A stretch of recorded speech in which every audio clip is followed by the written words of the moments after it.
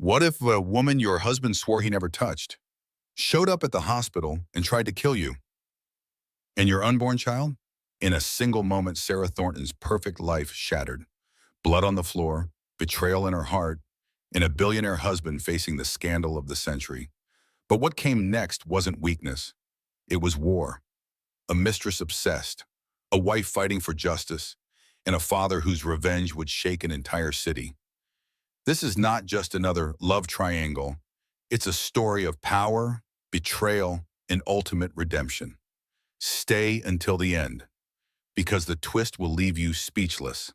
If you love intense drama, shocking revenge, and stories that hit straight to the heart, don't forget to like, comment, share, and subscribe for more stories that will keep you on the edge of your seat. The slap echoed through the hospital corridor. Sarah's head snapped sideways. Her hand flew to her belly. The baby kicked hard, once, twice. "You stupid bitch." Vanessa's voice cut like glass. "Did you really think he'd choose you?" Sarah's vision blurred. The waiting room spun. She stumbled backward, her shoulder hitting the wall. Around her, patients gasped. A magazine slid from someone's lap and hit the floor with a soft thud. "I'm carrying his child too." Vanessa's designer heels clicked closer. Her perfectly manicured hand grabbed Sarah's arm. "You hear me? He's mine." Sarah tried to pull away. Her breath came in short gasps. The baby kicked again, harder this time. Something felt wrong, very wrong. "Ma'am, step back." A nurse rushed forward. Vanessa shoved Sarah hard. Sarah's feet tangled. She fell, her hips striking the floor first, then her side. Pain exploded through her abdomen. Hot liquid spread between her legs. Blood, the baby. Oh God, the baby. Medical alarms shrieked. Nurses ran, hands lifted Sarah. Voices shouted medical terms she couldn't process. The fluorescent lights above blurred into white streaks as they rushed her down the corridor. "Get Dr. Hammond now." "Possible placental abruption." "Blood pressure dropping." Sarah's hand found her belly. "My baby, please, my baby." The ceiling tiles passed above her. 1, 2, 3, 4. She counted them because counting meant staying conscious. Staying conscious meant protecting her daughter. A face appeared above her. Dr. Hammond. Gray hair pulled back. Kind eyes now fierce with concentration. "Sarah, stay with me. We've got you. Both of you." The gurney crashed through double doors. More lights, more voices. Cold air on her skin as someone cut away her clothes. The sticky patches of monitors on her chest. The tight band of the blood pressure cuff. And through it all, one sound. The rapid beep, beep, beep of her baby's heart monitor. Too fast, too irregular. "Fetal distress," someone said. Sarah's world narrowed to that sound. As long as it beeped, her daughter lived. As long as it beeped, there was hope. Dr. Hammond's face swam into focus again. "Sarah, I need you to breathe, in through your nose, out through your mouth. We're stabilizing you both." Sarah tried, in, out, but each breath felt like broken glass. "Who's her emergency contact?" a nurse asked. "Marcus Thornton," Dr. Hammond said. "It's in her file." "The Marcus Thornton?" "Just call, hey him." Sarah's eyes drifted closed. Behind her eyelids, she saw this morning. Marcus kissing her belly, Marcus promising to be home early, Marcus saying, "I love you, both of you." Had that been real? Or had she imagined the warmth in his voice? The baby kicked weakly. "Stay with me, little one," Sarah whispered. "Please stay with me."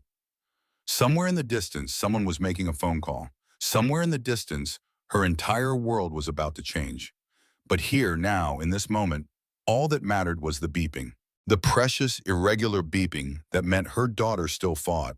Sarah's hand tightened on her belly. "Mommy's here. Mommy won't let go." The machines beeped faster. The nurses moved with practiced urgency, and Sarah held on. Marcus Thornton stood at the head of the conference table, pointing to the third quarter projections on the massive screen behind him. 20 executives watched him with the careful attention that billions of dollars commanded. "The acquisition timeline puts us ahead of schedule," he said. "If we close it by December, we'll see returns by Q2 of next year." His phone buzzed in his pocket. He ignored it. The regulatory hurdles in Europe are minimal. Our legal team has already filed the necessary paperwork in Brussels, and his phone buzzed again. Then again. Marcus pulled it out, ready to silence it completely. Grace Mitchell's name flashed on the screen. Sarah's mother. Sarah's mother, who never called him. Ever. His stomach dropped. Excuse me. He walked toward the door, phone pressed to his ear. Grace? Get to City General Hospital, now, it's Sarah. The phone almost slipped from his hand. What happened? Just get here. Grace's voice cracked. Your wife needs you. Your daughter needs you. The line went dead. Marcus turned to face the room. 20 expectant faces stared back at him. Behind them, the presentation showed projected earnings of $800 million. Meeting adjourned. His voice sounded strange, hollow. Trevor Blake, his business partner, stood. Marcus, what? My wife. Marcus was already moving. Hospital. I have to go. He ran through the executive suite, past assistants who called his name, past the reception desk, into the private elevator. His hands shook as he jabbed the parking garage button. The elevator descended. Marcus leaned against the polished steel wall and closed his eyes. This morning, Sarah had made him coffee despite her morning sickness. She'd worn his old college shirt and smiled when he'd kissed her belly. She'd hummed while pouring cream into his mug. I love you, he'd said. Both of you. She touched his face. Come home early tonight? I promise. He hadn't meant it. He had 3 more meetings scheduled. Dinner with potential investors, a conference call with Tokyo at 9. But Sarah had smiled like she believed him. The elevator doors opened. Marcus sprinted to his car.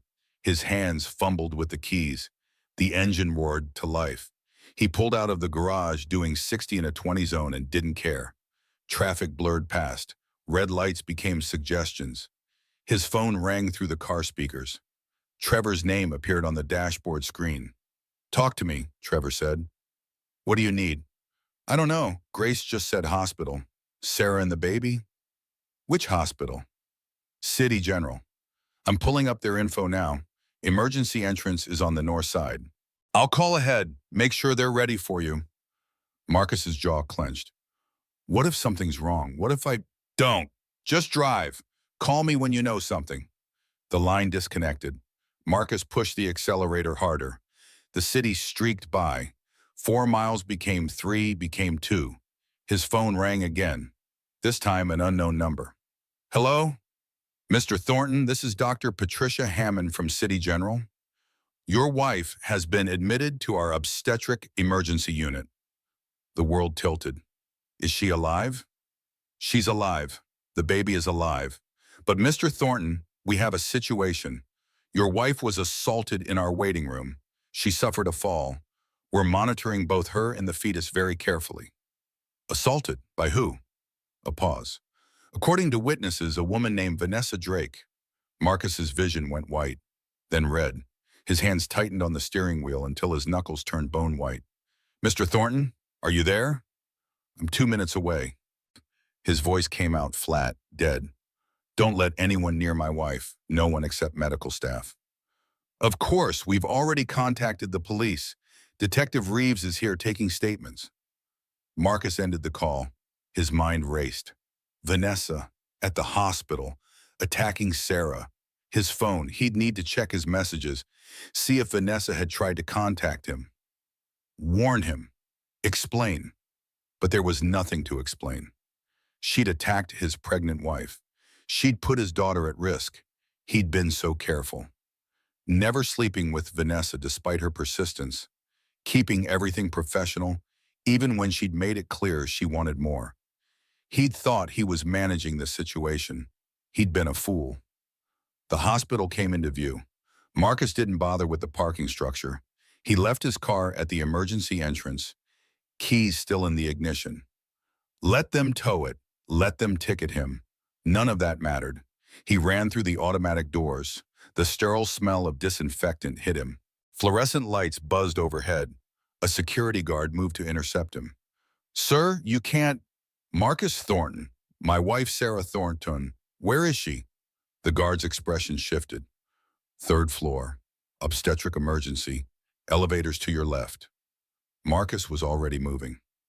The elevator took eternities. First floor, second floor, third floor. The doors opened onto chaos. Police officers interviewed crying patients. Nurses moved with quick efficiency. And there, in the middle of the hallway, a dark stain on the linoleum. Blood. Sarah's blood. Marcus's hand shook as he reached toward it. Not touching, just hovering above the stain. This was real. This had happened. While he'd been talking about quarterly projections, his wife had been bleeding on a hospital floor. Mr. Thornton? He looked up. A woman in her late 50s stood before him, gray hair pulled into a neat bun, shrubs stained with blood. Sarah's blood. I'm Dr. Hammond. Your wife is stable. The baby's heartbeat has normalized, but we need to keep them both under observation. Where is she? Room 312, but Mr. Thornton, she's been through significant trauma. She may not want to see you right now. Why the hell wouldn't she want to see me? Dr. Hammond's gaze didn't waver, because according to multiple witnesses, the woman who attacked her claimed to be carrying your child. The floor dropped out from under him. That's not, I never... Marcus couldn't form words. I need to see my wife. Room 312, her mother is with her. Marcus walked past the doctor, past the police, past the nurses who whispered as he went by. He found room 312. The door stood slightly open. Through the gap, he saw her, Sarah, lying in the hospital bed, pale as the sheets, monitors attached to her chest, her finger, her belly, an IV dripping clear fluid into her arm. Her eyes closed, her hand resting protectively on her stomach. And beside her, Grace Mitchell sat in a plastic chair, watching her daughter, watching the monitors, her face carved from stone. Grace saw him. Her expression didn't change. She stood, walked to the door, and stepped into the hallway. She pulled the door mostly closed behind her. Is she okay? Marcus asked. Really okay? No. Grace's voice could have cut diamonds. She's not okay. She was attacked. She fell. She bled. She thought she was losing her baby. None of that is okay. I didn't know. I swear, I didn't know Vanessa would... Vanessa. Grace said the name like a curse. The woman who's been texting you. The woman whose apartment you pay for. The woman whose jewelry receipts I found in Sarah's dresser drawer last week. Marcus felt sick. Sarah knows? She suspected. She hoped she was wrong. She convinced herself she was being paranoid. Pregnancy hormones. Grace stepped closer. And then today, that woman screamed in a hospital waiting room that she's carrying your child. In front of dozens of witnesses. In front of my daughter. It's not true. I never slept with her. I swear on my life. You swear on your life? Your life? Grace's composure cracked. Your daughter's life was at risk today. Your daughter. Not some business deal. Not some investment. Your actual child. Marcus's throat closed. He couldn't speak. Grace pushed past him toward the elevator. I'm getting coffee. You have exactly 10 minutes before I come back. If you're still here when I return, you'd better have a damn good reason. The elevator doors closed. Marcus was alone in the hallway. He turned back to the door. Through the gap, he could see Sarah's chest rising and falling. In, out, in, out, in. He counted her breaths. 1, 2, 3, 4, 5. Each breath meant she lived. Each breath meant his daughter lived. Each breath was a gift he didn't deserve. He stepped into the room. The machines beeped softly. The IV dripped. Sarah's eyelids fluttered but didn't open. Marcus pulled the visitor chair closer to the bed. He sat. He wanted to take her hand but didn't dare. I'm sorry, he whispered. God, Sarah, I'm so sorry. On the fetal monitor, his daughter's heartbeat showed as a steady line of peaks and valleys. Strong, fighting, like her mother. Marcus put his head in his hands, and for the first time since his mother's funeral 15 years ago, Marcus Thornton cried. Detective Janet Reeves had seen a lot in her 20 years on the force. Bar fights, domestic disputes, gang violence. But she'd never seen anything quite like this. She rewound the security footage for the third time. The hospital waiting room filled the screen. Timestamp showed 11:47 in the morning. A pregnant woman in a blue maternity dress sat reading a magazine. Sarah Thornton, 32 years old, married to one of the richest men in the city, third trimester, just here for a routine glucose test. The automatic doors slid open. A blonde woman in designer clothes stormed in. Vanessa Drake, 28, social media influencer with 200,000 followers, currently paying $15,000 a month for a luxury apartment downtown. Janet paused the footage. Zoomed in. Vanessa's face was twisted with rage. Her hands were clenched. This wasn't a woman who'd lost her temper in the moment. This was a woman who'd come here with purpose. Janet hit play. Vanessa crossed the waiting room in 6 strides. Sarah looked up. Her expression shifted from confusion to fear in less than a second. Janet turned up the volume. The audio was scratchy but audible. "You stupid bitch!" Vanessa's voice came through the speakers. "Did you really think he'd choose you?" Sarah stood, backing away. Her hand went to her belly, protective, instinctive. "I'm carrying his child too." Vanessa grabbed Sarah's arm. "You hear me? He's mine." Sarah tried to pull away. Vanessa's grip tightened. Then Vanessa shoved. Hard. Two-handed push to Sarah's shoulders. Sarah fell. Janet had watched the footage 10 times now. Each time she saw the same thing. Sarah trying to catch herself, her hip hitting first, then her side. The way her hand never left her belly even as she fell. The dark stains spreading across her dress. The moment the nurses started screaming. Janet paused the video on Vanessa's face, right after the push, before she'd run. There it was. Not remorse, not horror, satisfaction. A knock on the door pulled Janet's attention from the screen. "Come in." A young officer entered carrying a tablet. "Got the witness statements compiled. All 15 of them." "Give me the highlights." The officer scrolled through. Consistent across the board. Vanessa Drake entered the waiting room at 11:47, immediately approached Sarah Thornton. Loud confrontation. Physical assault. Sarah fell, started bleeding. Drake fled the scene. Anyone try to stop her? 2 people. Both say Drake pushed past them. One of them's a 70-year-old man with a knee replacement. The other's a pregnant woman herself. Neither could physically restrain her. What about after she left? Security cameras pick her up.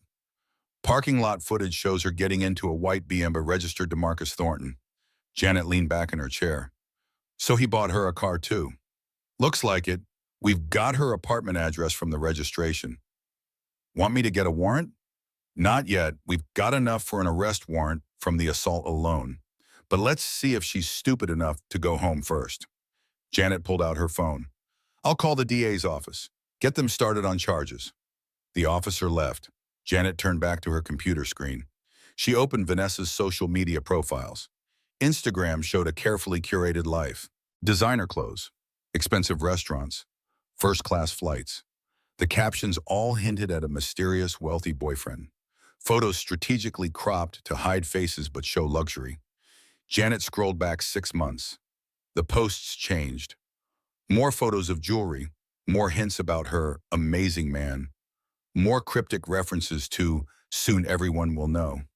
3 months ago, in a photo that made Janet's jaw tighten. Vanessa in a restaurant, the background slightly out of focus but visible. And reflected in the window behind her, clear as day, sat Marcus Thornton. Janet saved the image. Kept scrolling. 2 months ago, 1 month ago, 2 weeks ago, then, last night, posted at 11:37 at night. A photo of Vanessa's hand wearing a diamond bracelet. The caption read, "Some women know their worth, others learn the hard way." And this morning, posted at 10:15, 3 hours before the attack. A photo of City General Hospital. The caption, "Time to set some things straight." Premeditation, clear as glass. Janet's phone rang. Marcus Thornton's lawyer. That was fast. "Detective Reeves, this is Richard Morrison. I represent Marcus Thornton. I understand you're investigating an incident involving his wife." "That's correct." "Mr. Thornton wants to cooperate fully. He's prepared to provide any and all information you need." Janet pulled out a notepad. "Is he available now?" "He's at the hospital with his wife, but he can meet you within the hour if necessary." "It's necessary. Have him meet me at the hospital security office. I need to talk to him while the footage is fresh. I'll let him know. Janet ended the call. She saved the social media posts, compiled the security footage, built her case file. Everything pointed to one conclusion. This wasn't a crime of passion. This was calculated, deliberate, and narcissistic abuse at its finest. A woman who'd convinced herself she was entitled to another woman's husband. A woman who had decided if she couldn't have him, neither could anyone else. A woman who'd seen that pregnancy as a threat that needed to be eliminated. Janet had seen it before. The mistress who couldn't accept reality. The other woman who believed her own lies. But she'd never seen one stupid enough to commit assault in a hospital full of witnesses. Her phone buzzed, a text message from patrol. Subject spotted at residence. Should we approach? Janet typed back quickly. Hold position. Don't spook her. Warrant in progress. She grabbed her jacket. Time to make an arrest.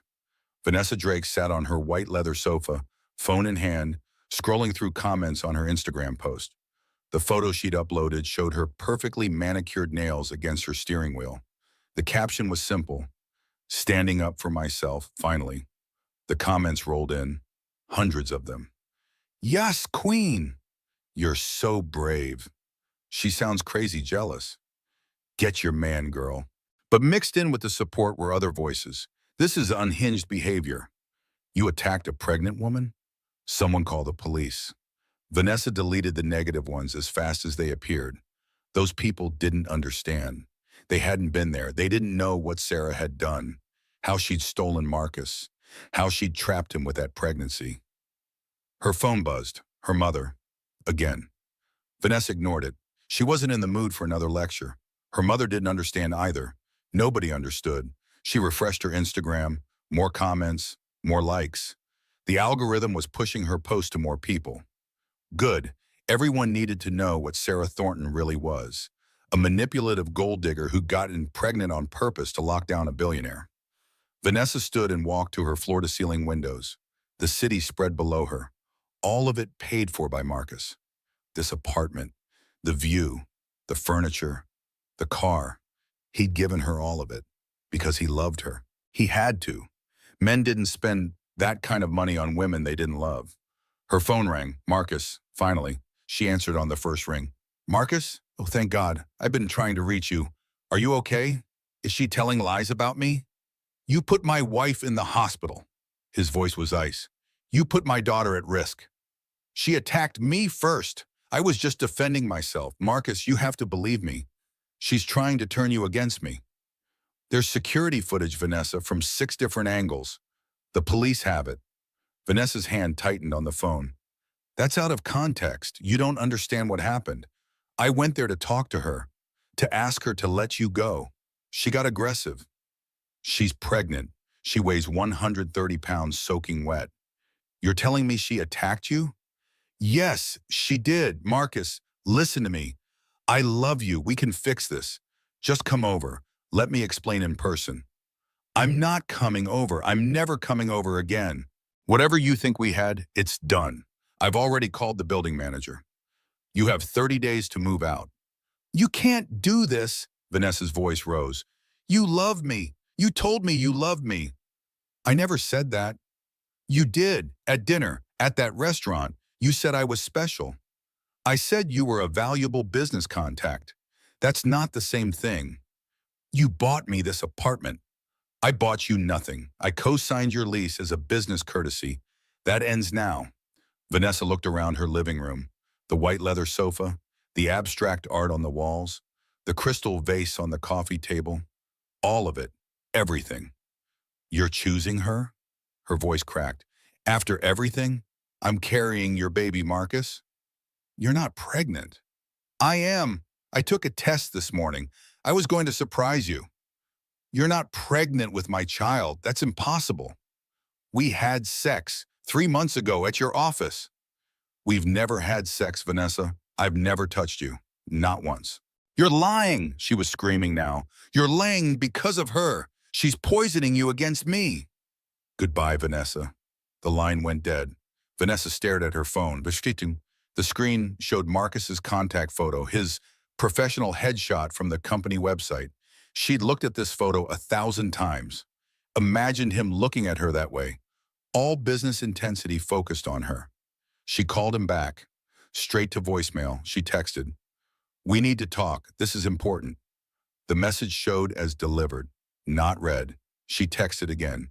"I'm sorry about what happened. I lost control. It won't happen again." Delivered, not read. "Marcus, please. I love you." Delivered, not read. "Answer me." Delivered, not read. Vanessa threw her phone across the room. It hit the wall and clattered to the floor. The screen cracked. She didn't care. She walked to her bedroom, opened her closet, reached into the back and pulled out a shoebox. Inside were photos. Printed photos from her phone. Marcus at restaurants. Marcus at business events. Marcus getting into his car. Marcus through his office window. And one photo that made her smile. Marcus and her at a charity gala 2 years ago. They were standing next to each other, not touching, not looking at each other, but they were in the same frame, together. She'd gotten that photo printed and framed. It sat on her nightstand, Marcus and Vanessa, together. This was proof they were meant to be together. Her doorbell rang. Vanessa put the photos back, smoothed her hair, checked her appearance in the mirror. Probably Marcus, coming to apologize, coming to tell her he'd overreacted. She opened the door. Detective Janet Reeves stood in the hallway, 3 uniformed officers behind her. "Vanessa Drake?" "Yes." "You're under arrest for felony assault and reckless endangerment." Janet pulled out handcuffs. "Turn around and put your hands behind your back." "What? No, there's been a mistake." "I was defending myself." "Ma'am, turn around." "I'm not going anywhere. I have rights. I want my lawyer." "You'll get your phone call at the station. Right now, you need to comply." Janet's voice hardened. "Don't make this harder than it needs to be." Vanessa backed into her apartment. "Get out. You can't just come in here. I know my rights." "We have a warrant." Janet held up a paper. "For your arrest and for search of the premises. Now turn around now." "No!" Vanessa tried to close the door. 2 officers pushed it open. They grabbed her arms, spun her around. Cold metal closed around her wrists. "You're making a mistake." Vanessa struggled against their grip. "Marcus will fix this. He'll tell you what really happened." "Mr. Thornton is the one who provided evidence for your arrest warrant, Martin." Janet nodded to the officers. "Take her to the car." They walked Vanessa through her apartment, past her white leather sofa, past her crystal vase, past her perfectly curated life. In the hallway, neighbors peered through cracked doors. Mrs. Peterson from 312, the young couple from 310, all watching, all seeing. Vanessa kept her head high. This was temporary. A misunderstanding. Marcus would fix it. He had to. The elevator descended, the lobby opened, and outside, in the afternoon sun, news cameras waited. Someone had tipped off the media, probably the building manager, probably hoping for his 15 minutes of fame. The cameras swarmed, questions shouted from all directions. "Vanessa, did you attack Sarah Thornton? Is it true you're pregnant with Marcus Thornton's a baby? Why did you go to the hospital?" Janet pushed through the crowd. "No comment. Move back." They reached the patrol car. An officer put his hand on Vanessa's head, guiding her into the back seat. The door slammed shut. Through the window, Vanessa watched the cameras flash, watched the reporters shout, watched her life implode in high definition. Her phone, still in the apartment, cracked screen on the living room floor. She needed it, needed to call Marcus, needed to fix this. But the car was already moving. The apartment building receding, the cameras following. And in the back seat behind bulletproof glass, Vanessa Drake started to understand.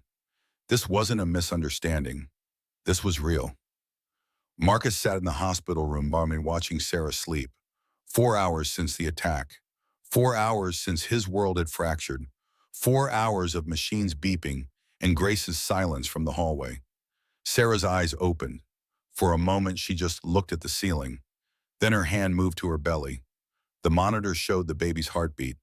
Still strong, still fighting. "Hey," Marcus said softly. Sarah's head turned. She looked at him, really looked at him.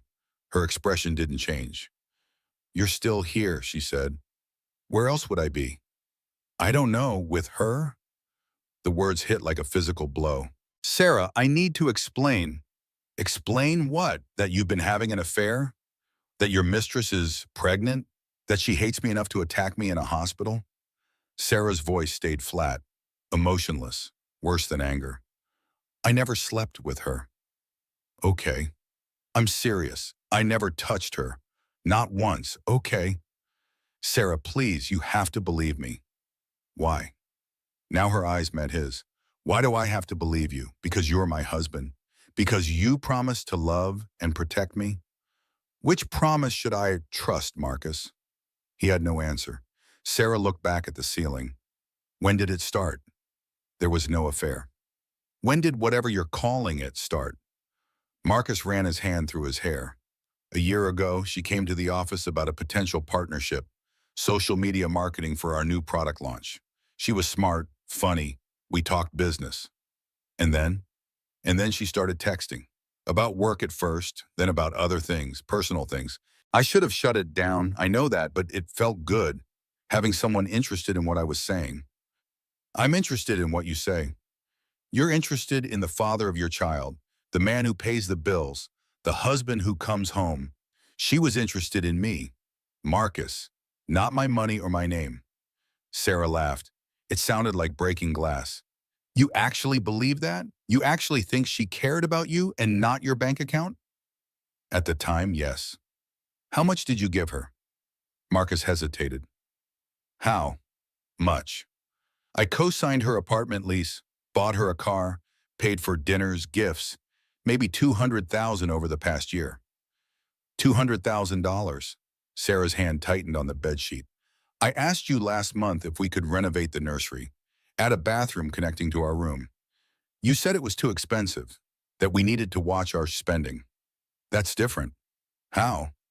The renovation was unnecessary. The nursery is fine. You were being hormonal. Sarah turned her head to look at him. Get out. Sarah, get out of my room. Get out of this hospital.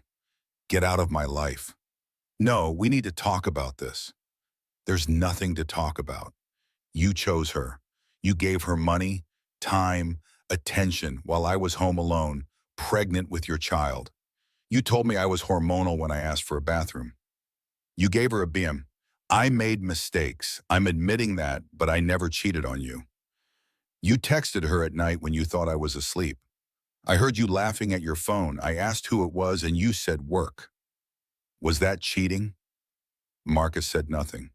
You took her to dinner at Marcello's, our restaurant. The place you proposed. Was that cheating? How did you? I found the receipt in your jacket pocket. 2 entrees, 2 glasses of wine, tiramisu for dessert. I hate tiramisu. She must love it. It was a business dinner. You met her at her apartment multiple times. The building has visitor parking logs. My lawyer already subpoenaed them. Was that business too? Marcus felt sick. You hired a lawyer? 3 weeks ago, when I found the jewelry receipt, when I realized you were lying. Sarah's voice finally cracked. Do you know what it's like? Lying in bed at 2 in the morning, feeling your baby kick, and wondering if your husband loves someone else? I don't love her. Did you tell her you loved her? No. Did you tell her she was special? Maybe. I don't remember. Did you tell her things you haven't told me? About your childhood? About your father? About the miscarriage we had before this pregnancy? Marcus's throat closed. You did. Sarah's tears started. You shared our pain with her. You gave her pieces of us. I'm sorry. Do you even know what you're sorry for? Are you sorry you did it or sorry you got caught? Both, neither. I don't know. Marcus put his head in his hands. I was scared. When you got pregnant, I was terrified. My father cheated on my mother constantly. She stayed. She suffered.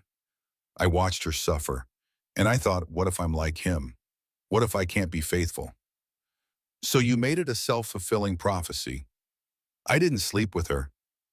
You gave her everything but sex. Do you really think that's better? Sarah wiped her eyes.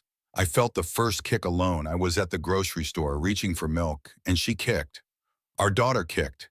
And I stood there in the dairy aisle and cried because you weren't there. I was at work. You were at work that night too, and the night after, and the night after that. I painted the nursery alone. I built the crib alone. I went to doctor appointments alone. Where were you? Working, building our future, building a future with another woman. That's not fair. Fair. Sarah's voice rose. You want to talk about fair? Your mistress attacked me today. She put our daughter at risk. She screamed in a public hospital that she's pregnant with your child. And you're worried about what's fair? I told you I never touched her. Why should I believe anything you say? Sarah pressed the call button. Nurse, I need someone in here, please. Sarah, don't. A nurse entered. What do you need, honey? I need him to leave. He's upsetting me. My blood pressure is rising. The nurse looked at Marcus. Sir, I'm going to have to ask you to step out. She's my wife, and she's my patient. Right now, stress is dangerous for both mother and baby. Please step outside. Marcus stood, looked at Sarah one more time. She turned her face to the wall. He walked into the hallway. The door closed behind him. Grace Mitchell sat in a chair beside the door. She'd heard everything. Her expression told him exactly what she thought. Don't, Marcus said. Don't what? Don't tell you that you're a fool? Don't tell you that my daughter deserves better? Don't tell you that you're exactly like every other rich man who thinks money substitutes for character? I never cheated. You broke your vows in every way but one. Congratulations. That's a really small moral victory. Grace stood. My daughter is the strongest woman I know. She survived her father leaving. She survived law school. She survived a miscarriage that nearly killed her emotionally. And now she has to survive you. I love her. Love isn't something you feel. It's something you do. Every day, every choice, every moment you choose her over everything else. Grace stepped closer. You failed, and now you get to live with it. She walked past him into Sarah's room. The door closed. Marcus stood alone in the hospital corridor. Around him, life continued. Nurses moved between rooms. Doctors consulted charts. An orderly pushed a wheelchair. Normal hospital sounds. Normal hospital smells. His phone vibrated. Trevor. Talk to me, Trevor said. How's Sarah? Stable, baby's okay, but she won't talk to me. Can you blame her? Whose side are you on? Yours, always. That's why I'm telling you the truth. You messed up, spectacularly, and now you're going to have to figure out how to fix it. I don't think I can. Then accept that. Accept the consequences. Sign the divorce papers if she serves them. Set up a custody agreement. Be a father to your daughter, even if you can't be a husband to her mother. I don't want a divorce. That's not your choice anymore. Trevor paused. The board is asking questions about Vanessa, about the arrest, about the publicity. Tell them to back off. They're worried about the company reputation. A Mistress scandal right before our IPO could cost us billions. Then they'll have to deal with it.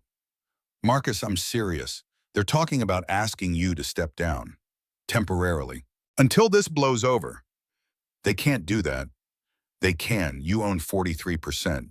The board controls 51%. If they vote unanimously, you're out. Marcus closed his eyes. Everything was falling apart. His marriage, his company, his life. What do you need me to do? Trevor asked. Nothing. I'll handle it.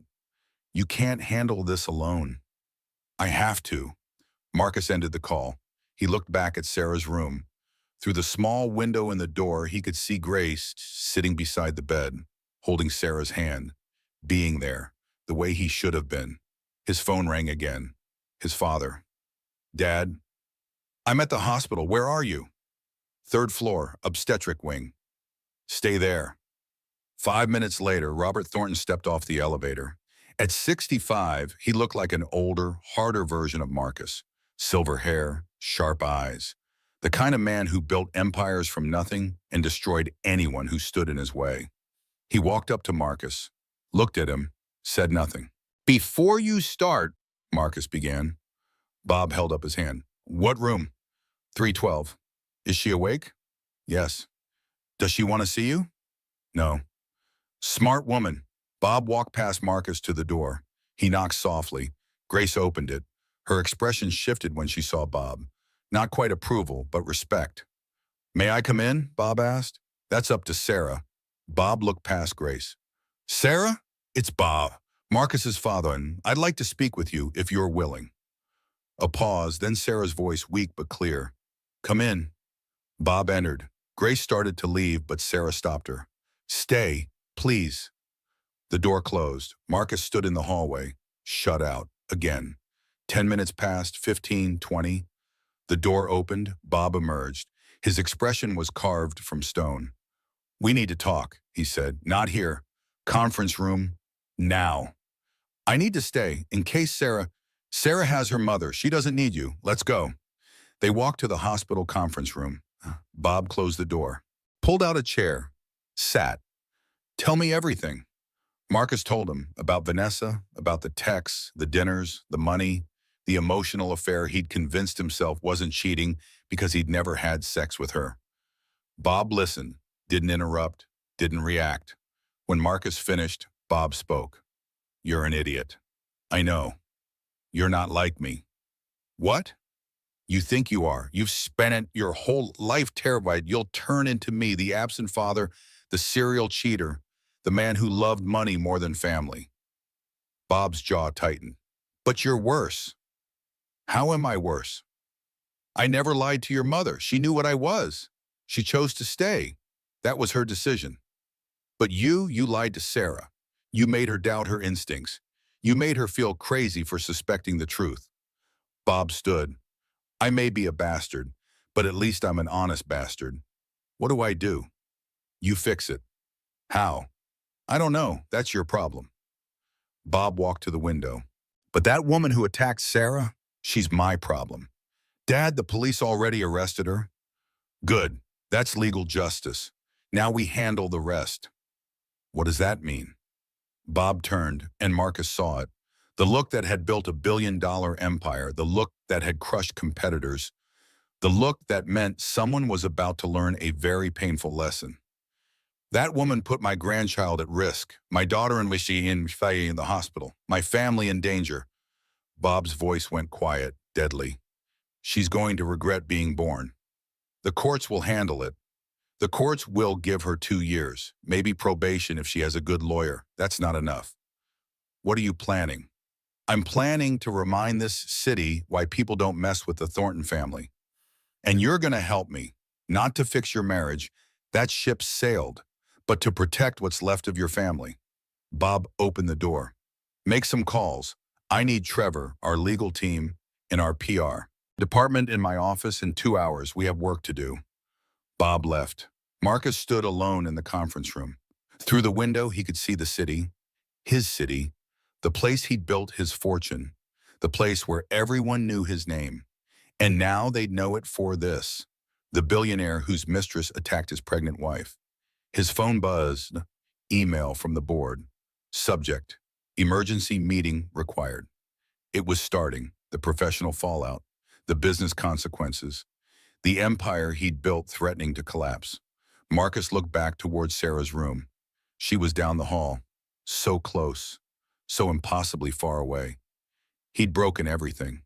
His marriage, his wife's trust, his daughter's family before she was even born. And now he had to live with it. Trevor Blake stood in Bob Thornton's office, looking at the man he'd worked with for 15 years. Bob sat behind his massive desk, fingers steepled, face unreadable. Where's Marcus? Trevor asked. Hospital. Sarah doesn't want him there, but he won't leave. Let him figure that out himself. We have bigger problems. The door opened. Rachel Bennett walked in, Bob's head of public relations. Behind her, 5 lawyers from the firm that handled all Thornton business. Everyone sit, Bob said. They sat. Trevor pulled out his tablet. Rachel opened her laptop. The lawyers produced legal pads and expensive pens. Bob stood, walked to the windows, looked out at the city. Vanessa Drake attacked my daughter-in-law today, put my unborn grandchild at risk. That woman needs to understand consequences. The DA is pressing charges, one of the lawyers said. Felony assault, reckless endangerment. She's looking at significant prison time. Not enough. Sir, with respect, the legal system will do what it does. We're handling the rest. Bob turned back to the room. Rachel, where are we on media? Rachel pulled up her laptop screen. It's everywhere. Local news, National news. Social media is exploding. Vanessa's Instagram has gained 70,000 followers in 6 hours. People are taking bomb. What side? About 60% against her, calling her unstable, dangerous. The other 40% is defending her, saying she was driven to it by Marcus's behavior. Show me. Rachel turned her laptop around. The screen showed Vanessa's Instagram. The comments section was chaos. You're a victim. Rich men use women and throw them away. She deserved what she got. Pregnant women aren't untouchable. Bob's jaw tightened. This is a problem. It gets worse, Rachel said. 3 different women have come forward claiming they had affairs with Marcus. One says she's pregnant too. Trevor sat forward. That's bullshit. I know, but the media doesn't care. They're running the stories anyway. The narrative is shifting from Mistress attacks wife to Billionaire's pattern of abuse. Get ahead of it, Bob said. Draft a statement. Marcus never had a physical affair with anyone.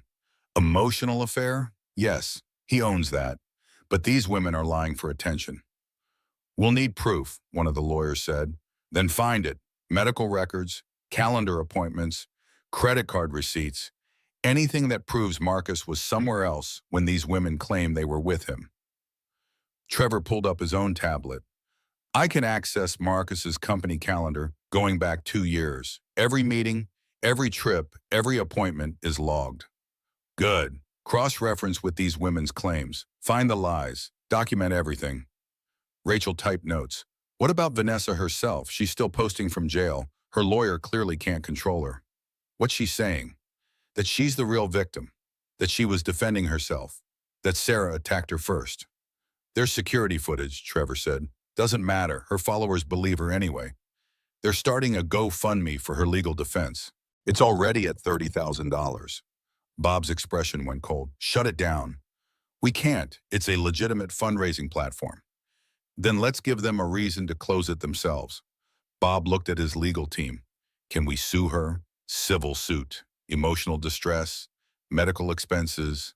Whatever sticks. Absolutely. In fact, Sarah could file separately. The tort would be strong given the pregnancy and physical harm. Do it. File on behalf of Sarah. Make it loud. Make it public. I want every news outlet to know that we're not just relying on criminal charges. We're coming after her financially too.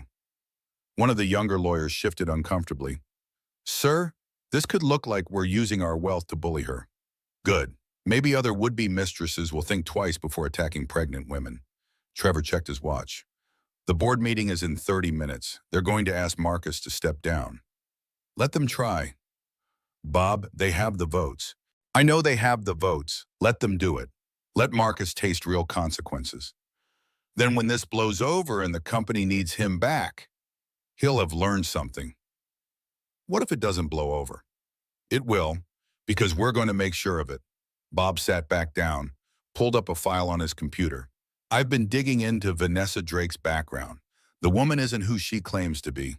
Everyone leaned forward. Bob turned his screen around. Vanessa Marie Drake, born in Toledo, Ohio. Not Connecticut like her social media says. Father was a construction worker. Mother was a waitress. Solid middle-class family. Nothing wrong with that. But she's been lying about her background for years. Why does that matter, Rachel asked. Because her whole brand is built on being from old money. East Coast family, trust fund baby. It's all fake. She reinvented herself after college, moved to the city, created this persona. How'd you find this? Private investigator. He's been working since noon. Found her high school yearbook, birth certificate, marriage license. She was married? For 6 months when she was 22, to a guy named James Peterson. He filed for divorce citing emotional abuse and financial manipulation. Vanessa took him for everything he had in the settlement. Trevor whistled. So she has a pattern. She has a very clear pattern. The PI found 5 other relationships, all with wealthy men, all ended badly, all resulted in Vanessa getting money, gifts, or property. She's a con artist, one of the lawyers said. She's a very good con artist. And Marcus was her biggest mark. Bob closed the file. Get this information to the media. Background it properly. Make sure it's airtight. I don't want any defamation claims coming back on us. This will destroy her, Rachel said. Good. Sir, some people will see this as cruel. A billionaire family using their resources to crush a woman. And those people can think whatever they want. My priority is protecting my family. If that makes me cruel, I'll live with it. The room fell silent.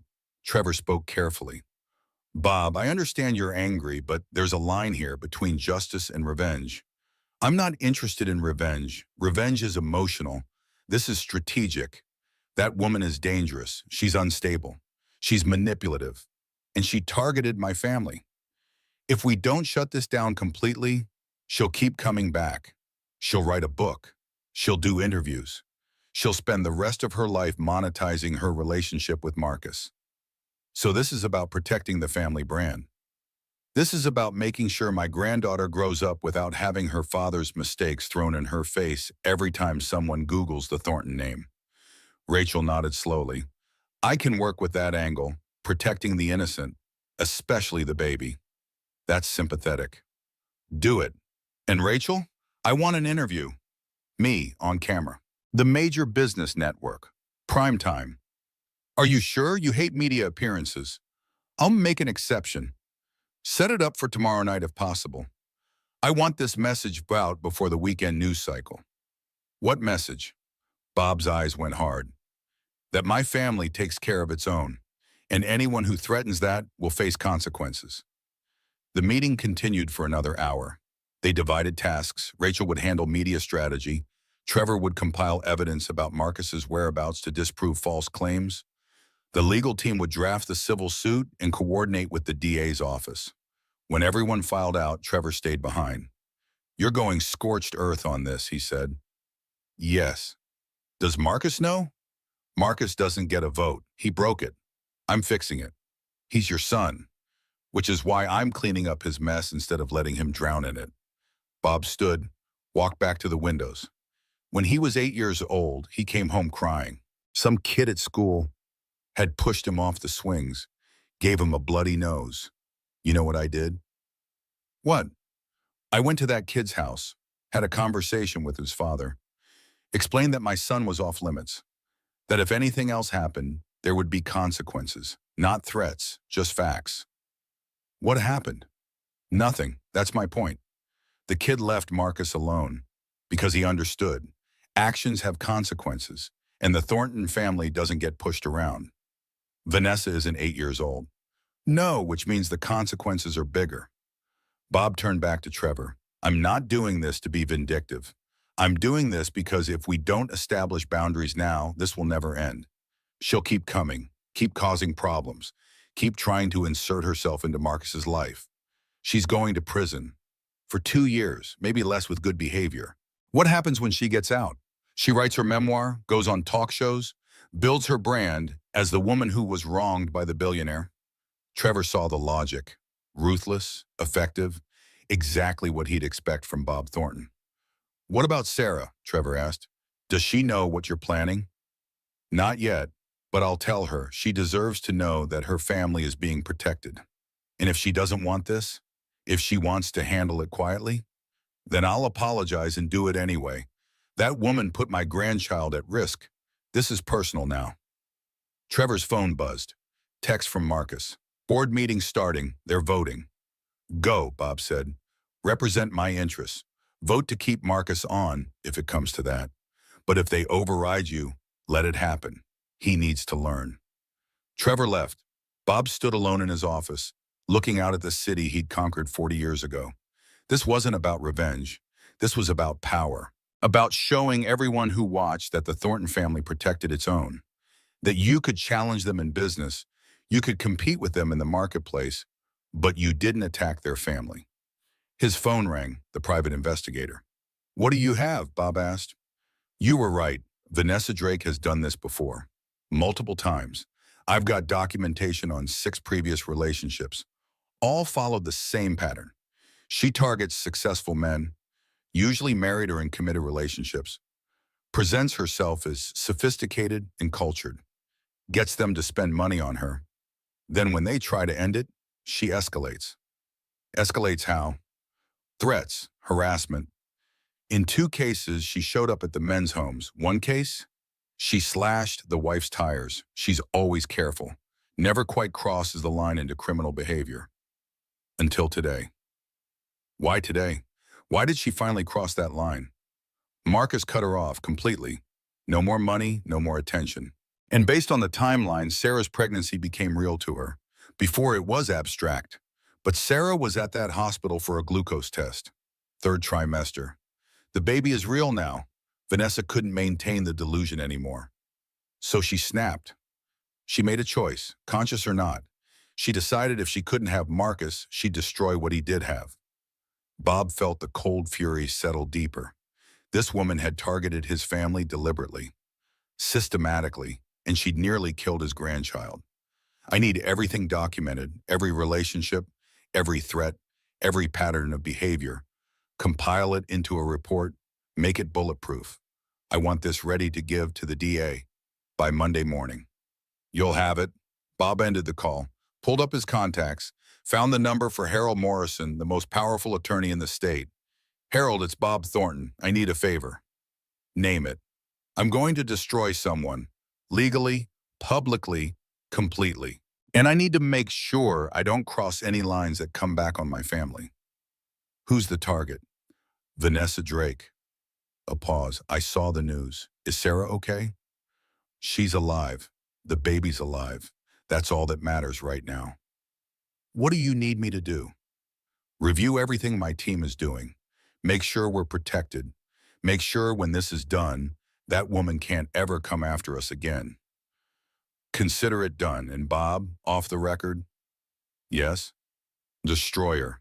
Bob smiled. It wasn't a pleasant expression. That's the plan. Sarah woke at 2 in the morning. The hospital room was dark except for the glow of monitors. The machines beeped softly, steady, regular. Her baby's heartbeat. She put her hand on her belly, felt the small flutter of movement. Still there, still fighting. Grace slept in the chair beside the bed. Her mother looked older in the dim light, tired, worn down by the day's trauma. Sarah's hand moved to her other side. Empty. Marcus wasn't there. Good. She told him to leave. She didn't want him here. But some small, stupid part of her had hoped he'd stayed anyway. In the hallway, maybe, within reach if she changed her mind. She picked up her phone from the bedside table. 23 missed calls, 15 text messages, all from people who'd heard the news. Her best friend, Lily Morrison. Oh my God, I just saw. Are you okay? Call me. Her college roommate. I'm getting on a plane. I'll be there tomorrow. Her cousin, that bitch. I hope she rots in jail. And one text from Marcus, sent at midnight. I'm outside if you need me. I won't leave the hospital. Sarah deleted it without responding. She scrolled through social media. Her mistake. The story was everywhere. Billionaire's mistress attacks pregnant wife.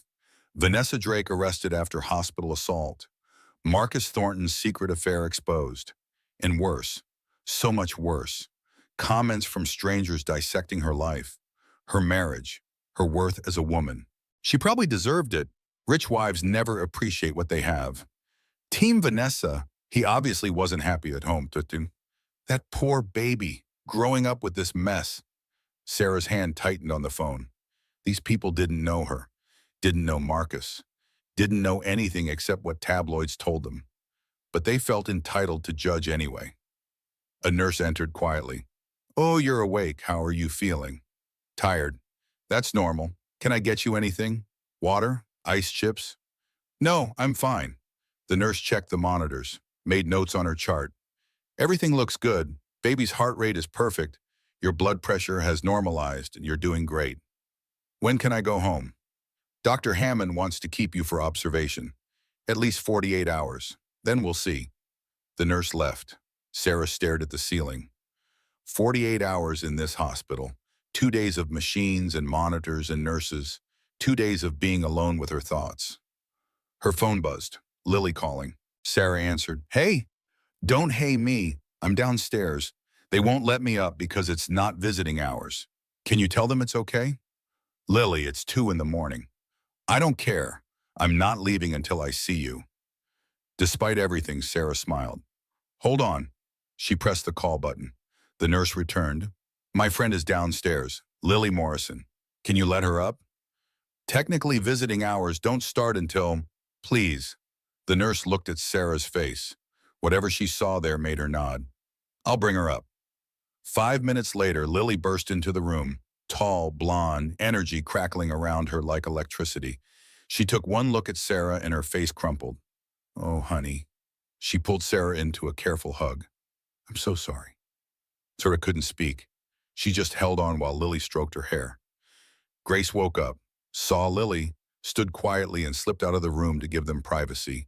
Lily pulled back, studied Sarah's face. Are you hurt?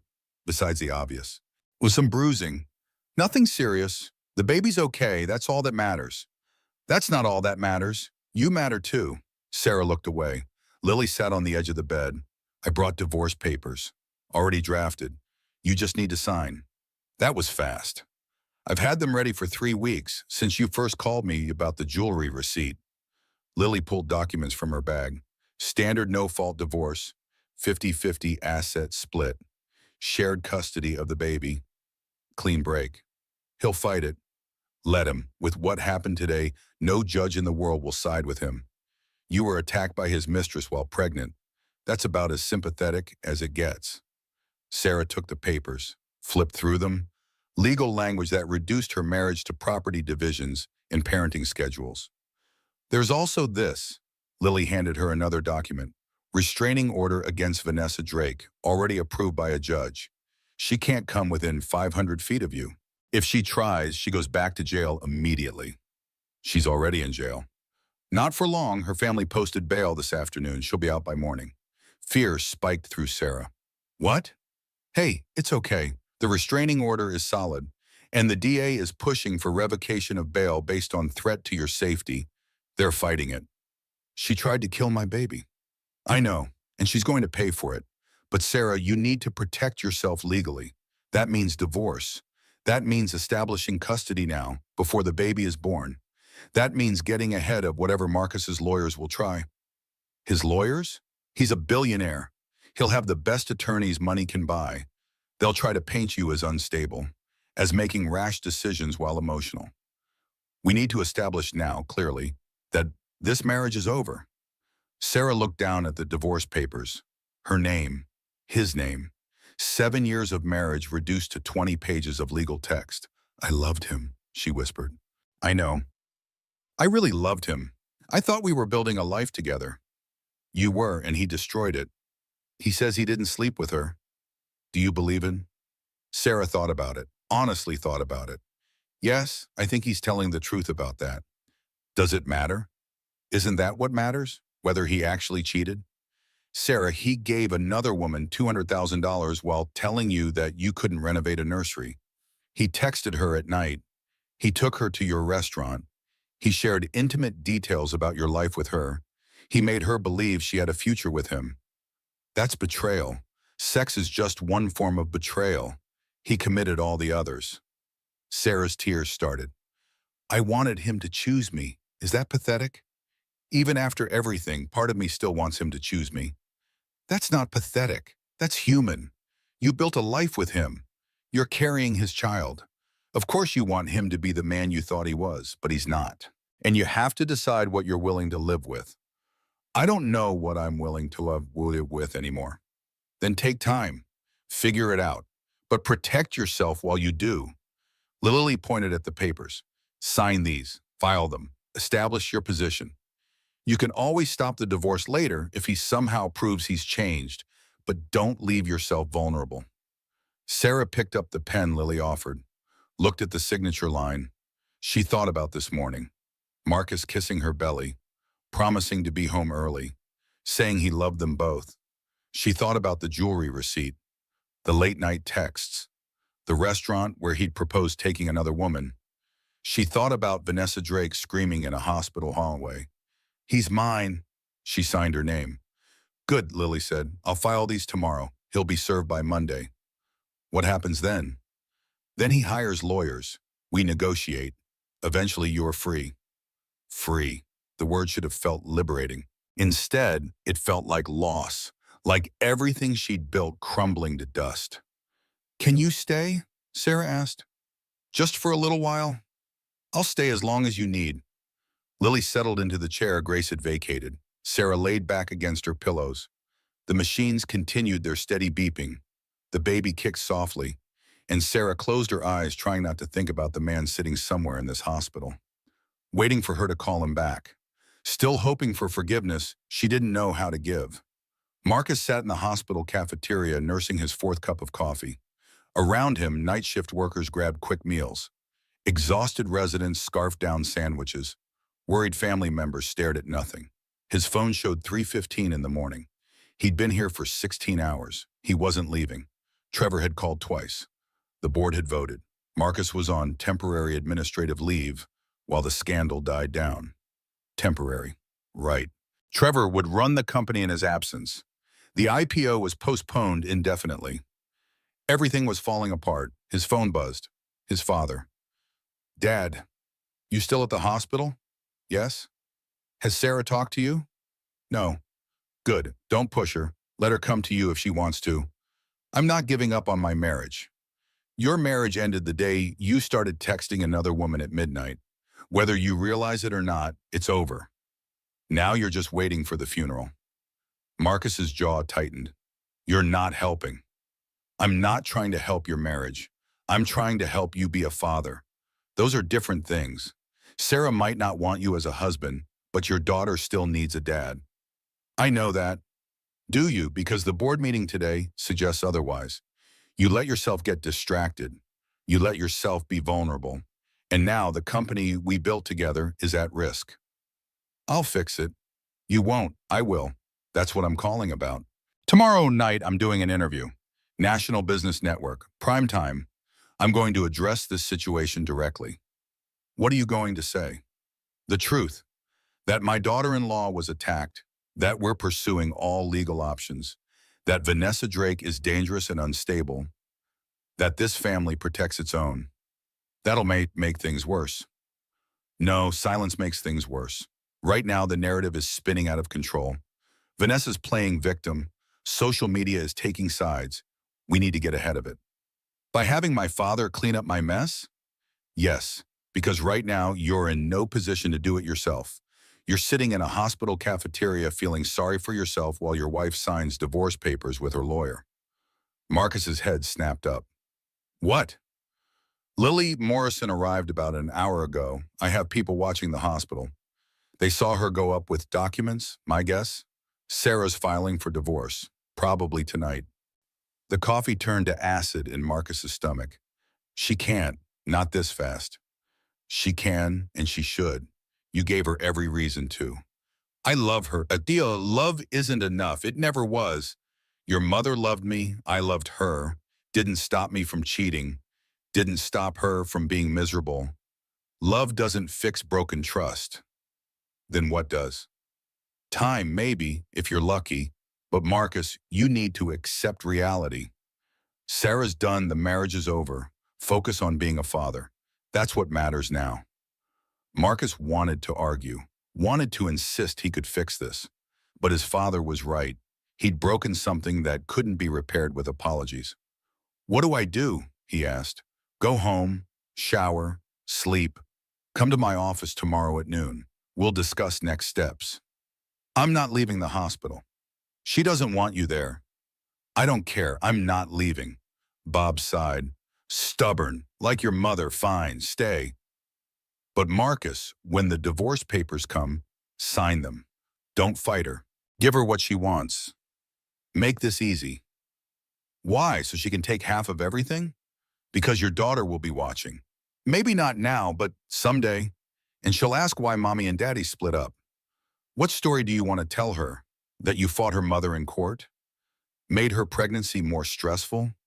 Or that you tried to make things as easy as possible?" Marcus had no answer. "Midnight tomorrow," Bob said. "Be there. This isn't a request." The call ended. Marcus stared at his coffee. It had gone cold, like everything else. His phone buzzed again. Notification from Lily Morrison's law firm. Subject, divorce filing. He opened it. The document was there. Petition for dissolution of marriage. Filed in county court. Sarah Ann Mitchell Thornton versus Marcus James Thornton. It was real. She'd done it. His phone rang. Trevor. I'm assuming you got the email, Trevor said, just now. I've already contacted our attorneys. They're reviewing the filing. They think we can negotiate better terms. No, Jim. Marcus, she's asking for 50% of marital assets. That's $300 million. Give it to her. What? Everything she's asking for. The house, the accounts, the settlement. Give it to her. No negotiation, no fighting. That's insane. We can get it down to 20% easily, maybe 30 if her lawyers are good. I don't care. Give her what she wants. Wait, because I owe her that much. Because she's carrying my daughter. Because it's the only decent thing I can do. Trevor was silent for a moment.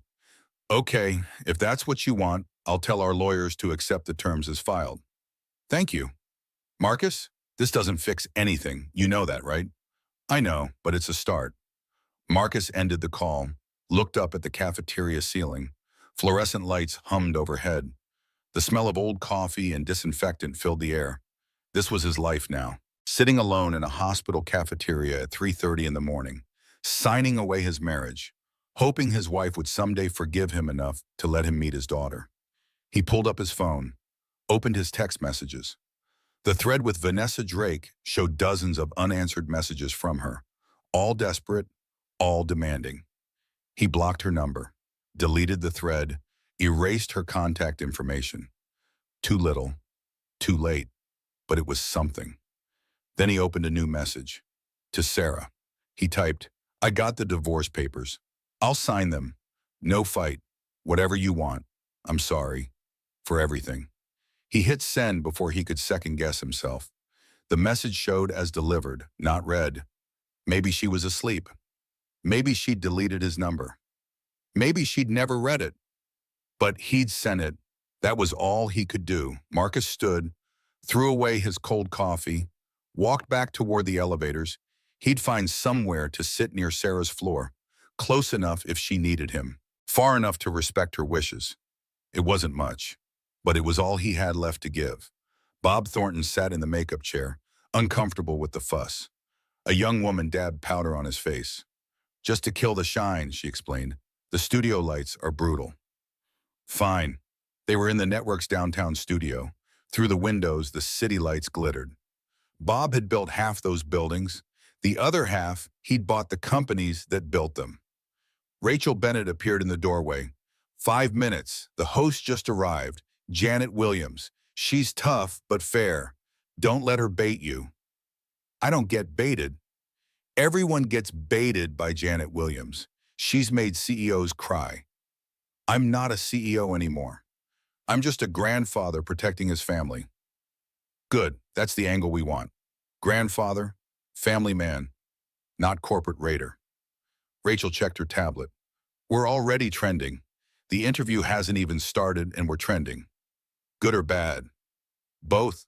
Your supporters are praising you for standing up. Your critics are calling this a billionaire bully tactic. Let them call it what they want. The makeup artist finished. Bob stood, adjusted his tie. He'd worn his best suit, navy blue, conservative, presidential. A production assistant arrived. Mr. Thornton, we're ready for you. Bob followed her down a corridor, through a heavy door, into the studio. The set was simple. 2 chairs facing each other, a small table between them. City skyline backdrop, cameras everywhere. Janet Williams sat in one chair, reviewing notes. She looked up when Bob entered. Late 50s, sharp eyes, the kind of journalist who'd won 3 Emmys for taking down corrupt politicians. She stood, extended her hand. Mr. Thornton, thank you for doing this. Thank you for having me. They shook, firm grip, professional. I want to be clear, Janet said. I'm going to ask hard questions about your son, about the affair, about Vanessa Drake.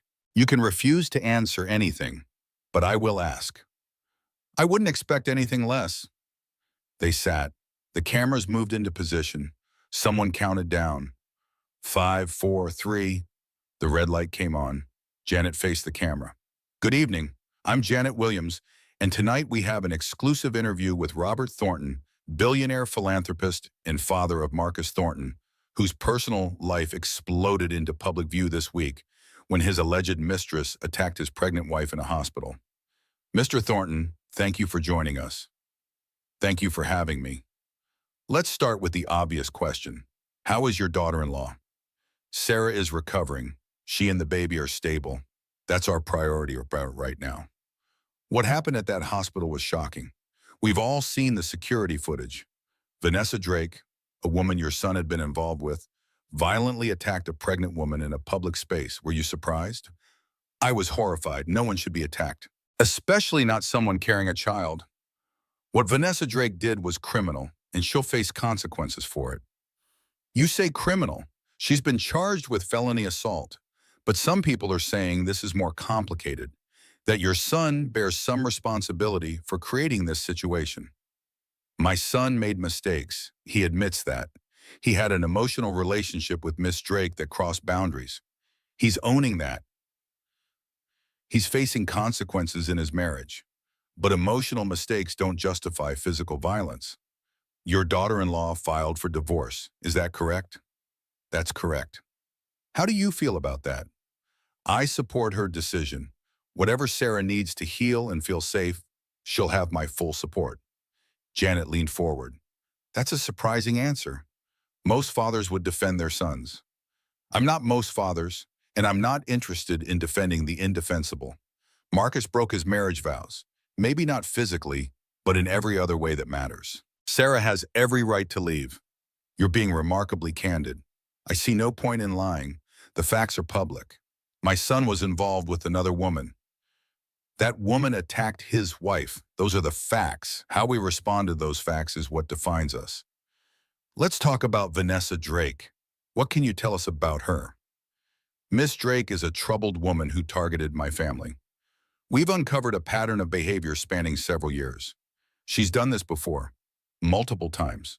She finds successful men, inserts herself into their lives, extracts resources, and when they try to end the relationship, she escalates. That's a serious accusation. It's documented fact. We have statements from 6 other men. Similar patterns, similar outcomes. The district attorney's office has all of this information. If that's true, why wasn't she stopped before? Because she was careful. She never quite crossed the line into criminal behavior. Until now. Until she attacked a pregnant woman in a hospital. You're a wealthy man, Mr. Thornton. A powerful man. Some might say you're using those resources to destroy this woman. I'm using those resources to protect my family. There's a difference. If Vanessa Drake had simply ended her relationship with my son and moved on, we'd have no quarrel. But she attacked Sarah. She endangered my grandchild. That's unforgivable. Are you pursuing civil action against her? Yes, Sarah is filing a civil suit for emotional distress, medical expenses, and punitive damages. We're also exploring every legal option available to ensure Miss Drake can never do this to another family. That sounds like revenge. That sounds like justice. Revenge would be illegal. We're staying well within the law, but yes, we will hold her accountable. Completely. Janet consulted her notes. Let's talk about your son. Marcus has been placed on administrative leave from his company, the IPO, has been postponed. His marriage is ending. That's a lot of consequences. Yes, and he'll survive them because he's strong enough to face what he's done. That's what character means. Not avoiding consequences, but accepting them. Do you think he can rebuild his life? I think he can try. Whether he succeeds depends on him, on whether he learns from this, on whether he becomes the father his daughter deserves. You seem very focused on your granddaughter. Bob's expression softened, just slightly. She's innocent in all this. She didn't ask to be born into a scandal. My job is to make sure she grows up in a world where this mess doesn't define her. How do you plan to do that?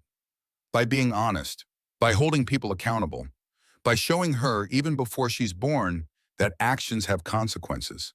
That's the lesson here.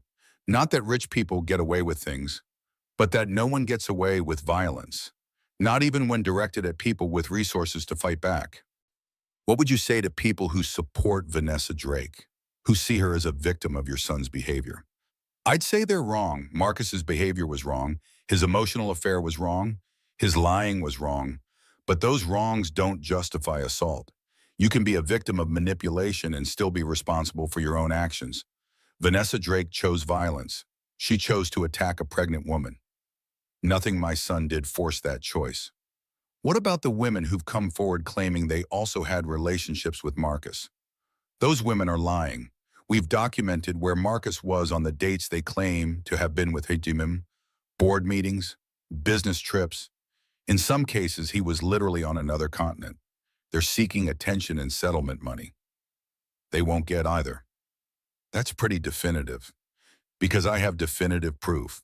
Calendar records, flight manifests, security footage, credit card receipts, everything. If they want to sue for defamation after I've said this, they're welcome to try. The truth is an absolute defense. Janet smiled. You're enjoying this. I'm not enjoying any of this. My family is hurting. But if people are going to lie about my son, I'm going to call them on it. He did enough wrong on his own. He doesn't need false accusations added to it. What happens now? Where does your family go from here? Sarah recovers. She has her baby. She builds whatever life she wants. Marcus supports that. Financially, emotionally, however she needs. And my grandchild grows up knowing she's loved. That's what happens now. And Vanessa Drake? Bob's expression went cold. Miss Drake faces trial. Hopefully conviction. And then she spends time thinking about the choices she's made. We'll pursue our civil suit. And when it's done, she'll understand that there are consequences to attacking people. Some might say you're going too far. Some might say I'm not going far enough. My daughter-in-law almost lost her baby, almost lost her life. If Miss Drake had succeeded, if Sarah had died, if my grandchild had died, would anyone think I was going too far then? Point taken. This isn't about wealth or power. This is about right and wrong. Attack a pregnant woman, face consequences. It's that simple. Janet turned to the camera. We'll be right back after this. The red light went off. Janet relaxed. That was good, really good. You're very comfortable on camera. I've been doing this for 40 years. You learned to handle pressure. The part about your granddaughter was touching. Is that genuine or calculated? Both. I genuinely care about her. And I'm calculating that other people will care too. Is that cynical? It's honest. I appreciate honesty.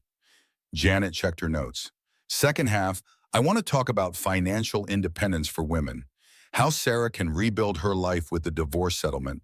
Is that okay? That's fine. Sarah's getting a substantial settlement.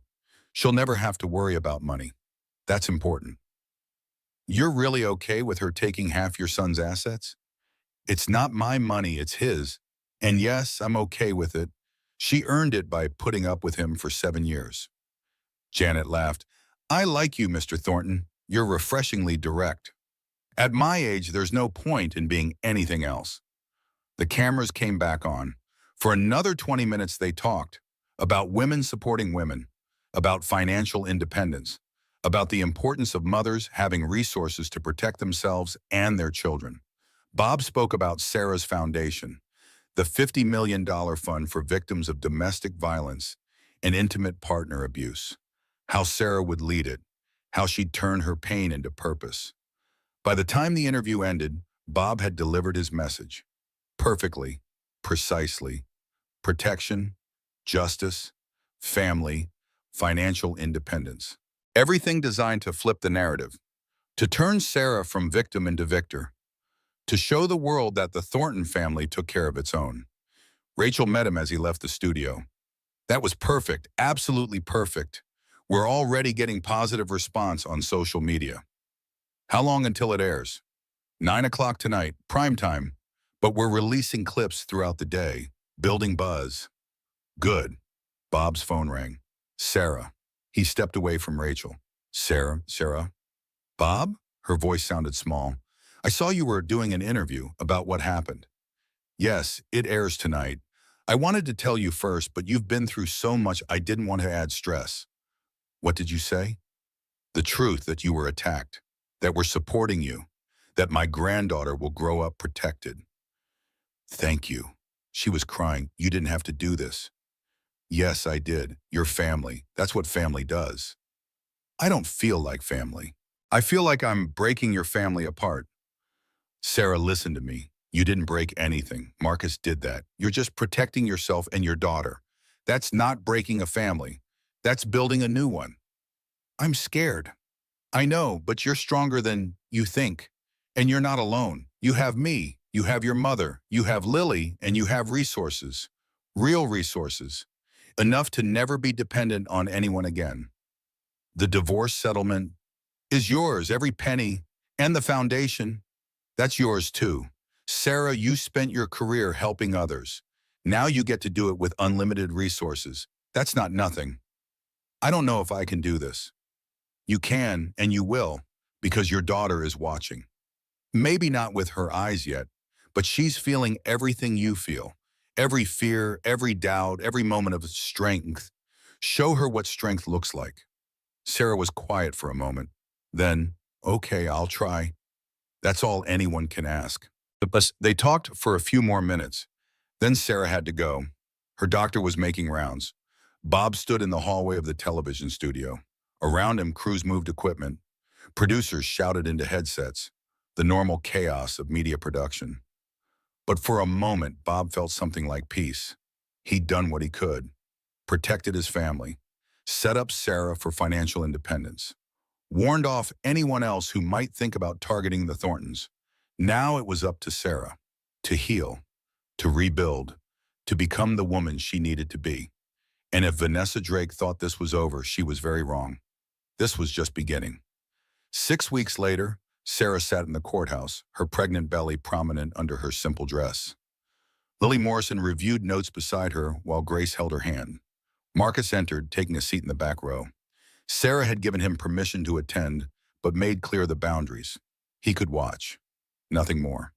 The courtroom filled quickly. Media packed the back rows. Vanessa Drake sat at the defense table, looking thin and diminished. Her designer clothes were gone, replaced by cheap department store outfits. When their eyes met, Sarah saw only hatred. Judge Patricia Morrison called the court to order. The prosecution began methodically. Detective Reeves testified about the investigation. Witnesses described the attack. The security footage played on multiple screens. Sarah watched herself fall, watched the blood spread. It felt distant, like watching someone else's tragedy. Dr. Hammond testified about the injuries. The attack could have resulted in the death of both mother and child. The defendant's actions created immediate, life-threatening danger. Then Vanessa took the stand.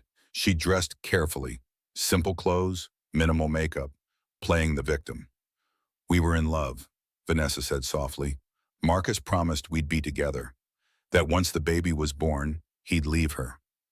Lies, all lies. But Vanessa delivered them perfectly.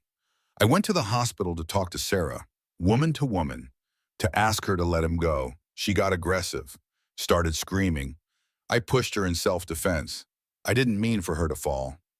The prosecutor stood for cross-examination.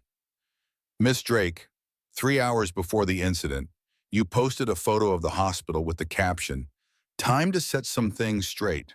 That sounds premeditated." "I was just going to talk." "And this post from the night before, 'Some women learn the hard way.' Were you planning to teach Sarah a lesson?" "No, that's not what I meant." "You've done this before, haven't you? Targeted successful married men. 6 different relationships. Same pattern every time." Vanessa's composure cracked. "Those men made promises." "Did Marcus Thornton promise to leave his wife?" "Yes," he said. "We have text message records, calendar appointments, credit card receipts. He never promised you anything. You created a fantasy. And when reality didn't match that fantasy, you attacked a pregnant woman. She attacked me first." Security footage says otherwise. Multiple angles, multiple witnesses. You approached her, you grabbed her, you pushed her. All documented. Vanessa was crying now.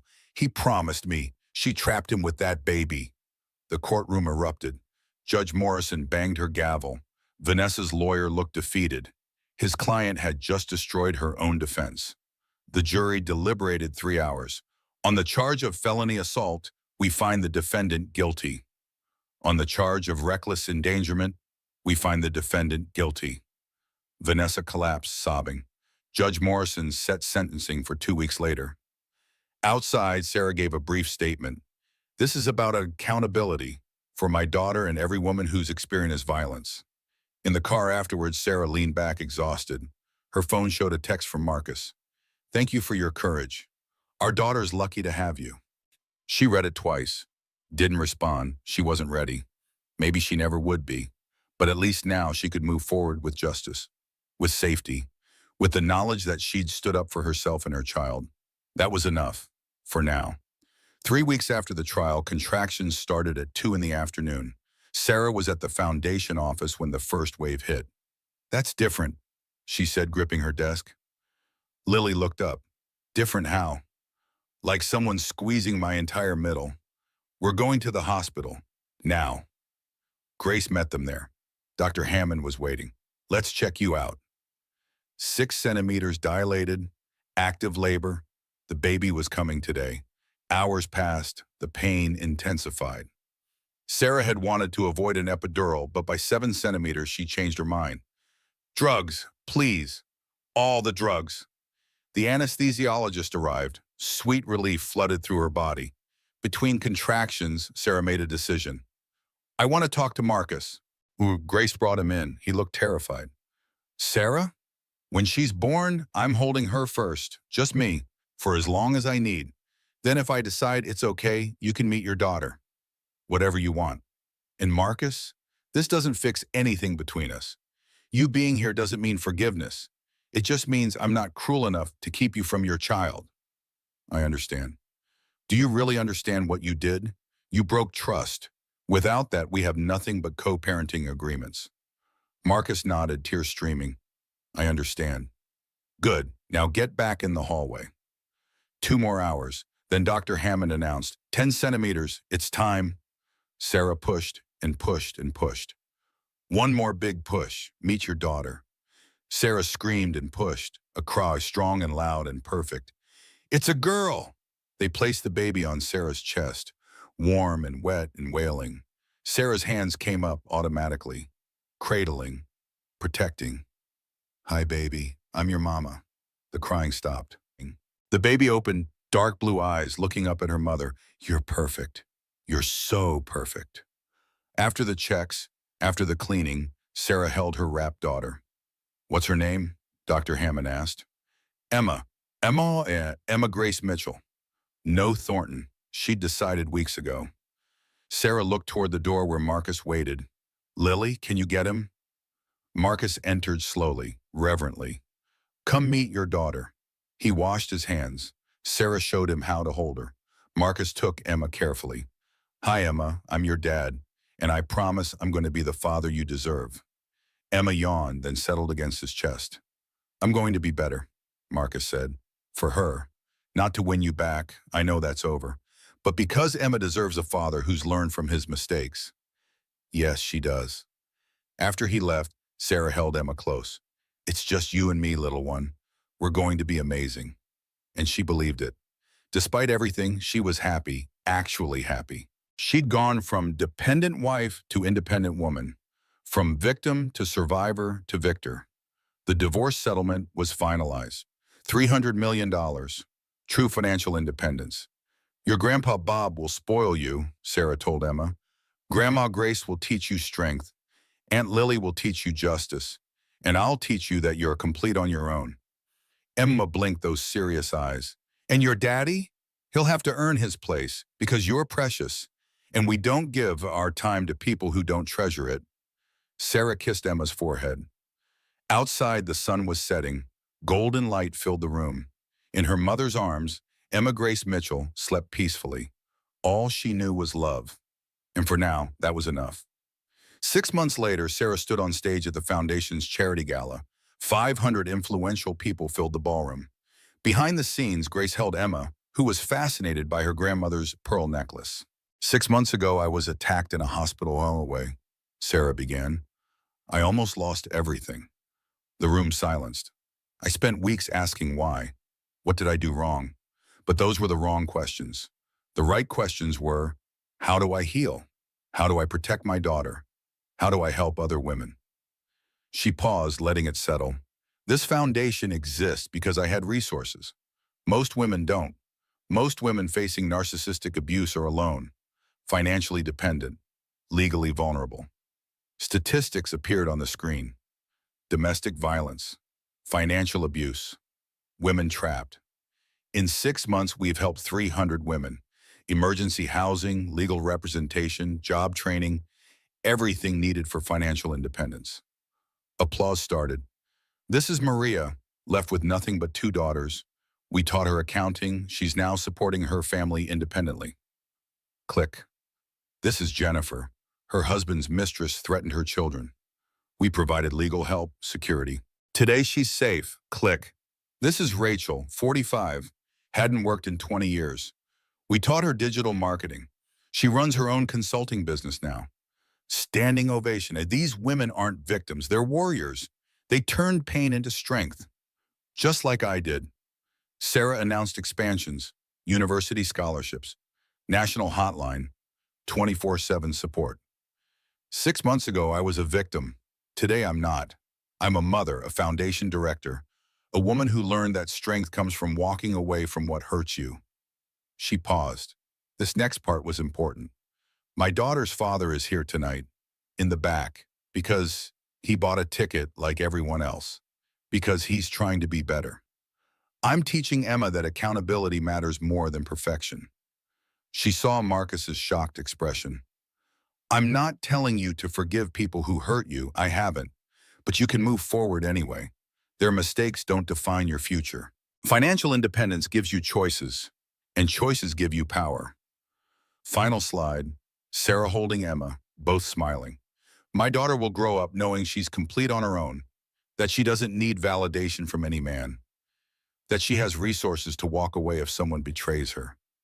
Standing ovation, the entire room on their feet.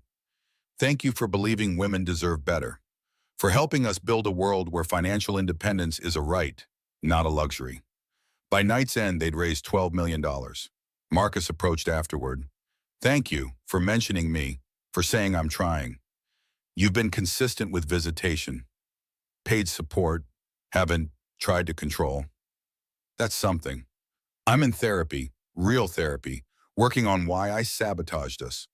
Good, keep doing that. Emma will appreciate it. I'm dating someone, Claire. It's getting serious. I wanted to talk to you before introducing Emma. Sarah analyzed her feelings. No jealousy, just mild interest. Let's do it gradually. Short outings first. I want to make sure she's good with Emma. Whatever you think is best. And Marcus? Be selective about who you introduce to her life. I will, I promise. He looked sincere. His actions backed up his words. There's something else. I'm starting a nonprofit for men, teaching emotional health, healthy relationships, breaking cycles of abuse from the male perspective. That's brilliant. You think so? Absolutely. Women need support after abuse. Men need education to prevent it. I'd talk about everything publicly. The emotional affair, the lies, full transparency. I think you should do it. Not the company. This. You could change lives. His eyes filled with tears. That means everything. Coming from you. It's the truth. You're not the man you were. That's real growth. Later, alone with Emma, Sarah felt closure. Not reconciliation, but completion. They'd both changed. Both grown, both become better. That was enough. She drafted her next speech.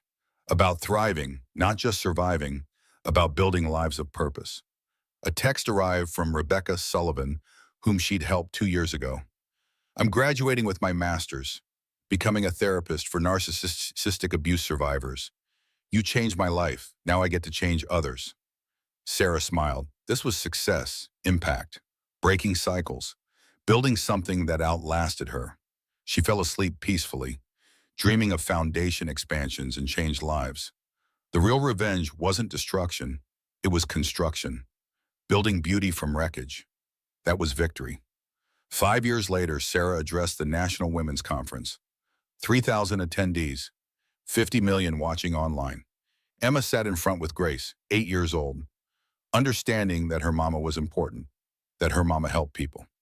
Financial independence isn't about having money, Sarah said. It's about having choices, about leaving what hurts you, building what helps you. The audience listened intently. When I was attacked, I was lucky. I had resources. But every woman should have access to protection.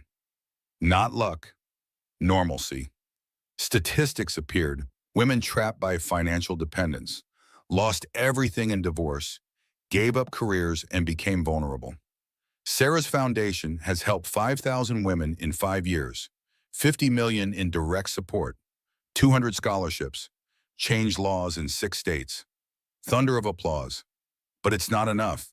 We need national policy, mandatory financial education, protection for women who sacrifice careers, complete overhaul of economic power in relationships, building toward her announcement.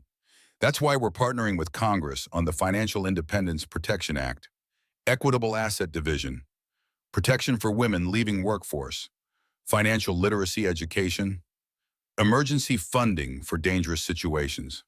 The crowd stood, cheering. Understanding this was systemic change.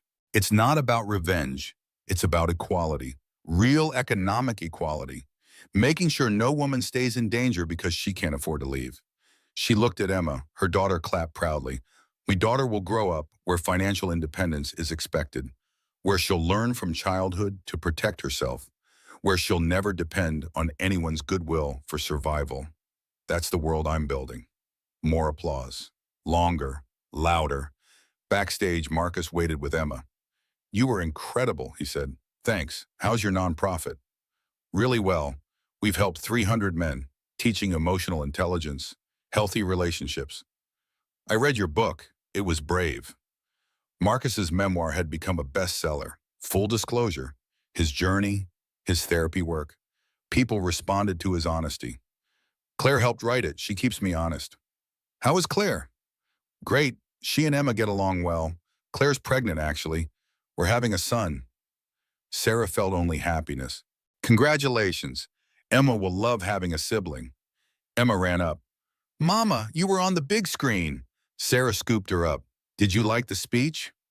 Grandma said you're making the world better. I'm trying, baby. That's all anyone can do. Driving home, Emma asked, when I grow up, can I help ladies too? You can do anything. Help ladies. Be a scientist. Fly to space. Whatever makes you happy. I want to be like you. Sarah's throat tightened. Then be strong. Be kind. Be brave. Never let anyone make you feel small. Okay, I won't. That night, after Emma slept, Sarah sat on her porch, stars visible despite city lights. Her phone showed messages from around the world. Women thanking her, sharing stories. Lives changed. This was legacy. Purpose. What mattered. She thought about Vanessa Drake, released from prison, living quietly elsewhere. No social media, no public presence. Just gone. The real punishment was irrelevance. Vanessa had sought attention. Now she had none. Meanwhile, Sarah had built an empire, changed laws, impacted thousands. That was victory, not destroying who hurt you, but becoming so successful they're just a footnote. Sarah looked at the stars, thought about the frightened hospital woman who thought she'd lost everything. We did it, she whispered. We survived. We thrived. We won. Tomorrow she'd meet senators about the Financial Independence Protection Act, interview candidates for foundation expansion, continue building her empire. Tonight she'd sleep peacefully, without fear or regret. She'd transformed her life, helped others transform theirs, turned pain into purpose.